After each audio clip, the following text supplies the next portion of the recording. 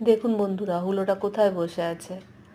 শিকার ধরার জন্য ছাদের কার্নিশে বসে আছে, আবার ঠান্ডা বাতাস উপভোগ করছে।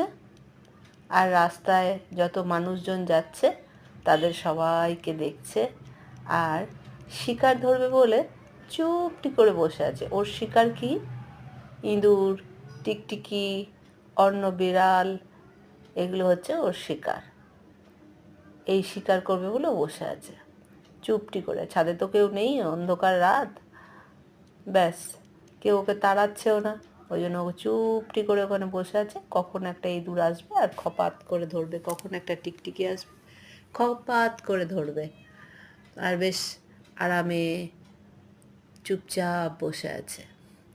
এদিক ওদিক তাকাচ্ছে, গাড়ি মানুষজন যাচ্ছে, আর উনি বেশ চুপটি করে বসে আছে।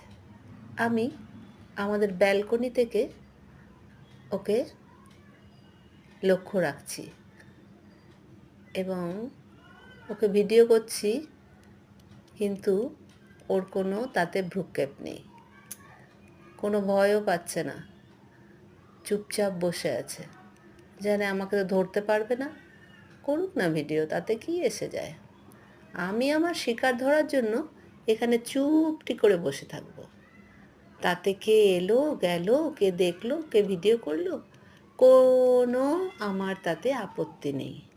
আমি আমার কাজ করব, যেই একটা টিকটিকি আসবে ধরবো খপাত করে আমার থাবা দিয়ে।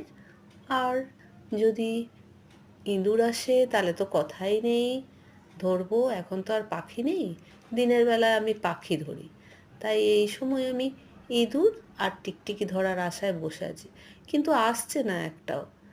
মানে কী করি বলো তো, এরকম যেন তার ভাবখানা।